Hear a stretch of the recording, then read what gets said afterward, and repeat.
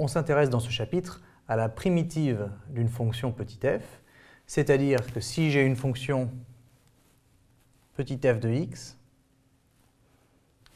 je cherche en fait la fonction que je vais appeler grand f de x qui lui correspond, qui est définie et dérivable sur un intervalle, mettons i, et qui vérifie la propriété suivante, c'est que si je la dérive, pour tout x appartenant à i, eh bien j'ai f' de x est égal à petit f de x.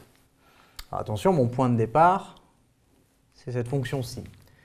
Ça veut dire que dans ce chapitre, on va s'intéresser aux règles de calcul qui permettent, à partir de petit f, de déterminer grand f.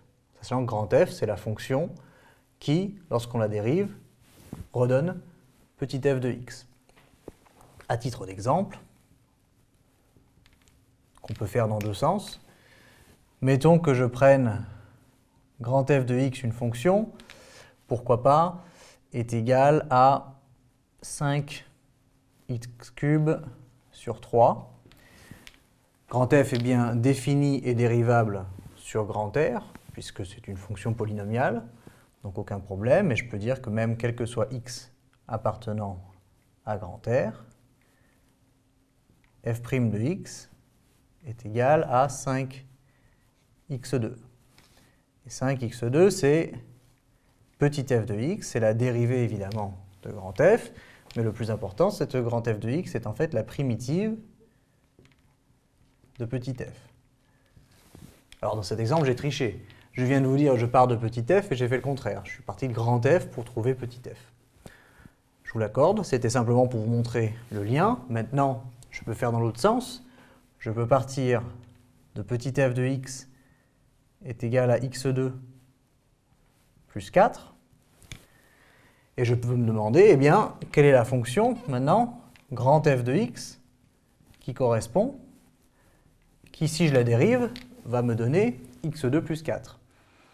Alors, de prime abord, sans avoir vu les fonctions qui permettent les résultats et les formules qui permettent de trouver cette fonction facilement, ça paraît difficile. Simplement, en cherchant un petit peu, on va trouver que x³ sur 3, lorsque je le dérive, ça va me faire 3x2 divisé par 3, c'est-à-dire x2, plus 4x, parce que si je dérive 4x par rapport à x, il me reste 4. Attention, il me faut une constante, que je vais appeler grand C, n'importe laquelle. De toute façon, quand je dérive une constante, ça me donne 0, donc ça ne me change pas mon résultat.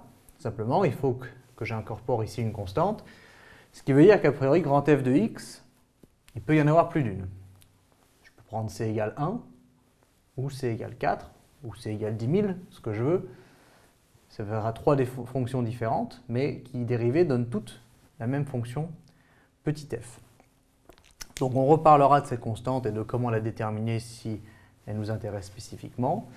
L'idée pour l'instant, c'est de retenir qu'effectivement, à partir d'une fonction, on va en chercher toujours la dérivée. On a vu comment faire ça avec les règles et les formules. Maintenant, on va faire le problème dans l'autre sens, c'est-à-dire qu'on va l'approcher en disant g petit f de x, je cherche grand f de x, et on verra dans le chapitre suivant pourquoi grand f de x nous sert énormément dans le calcul intégral.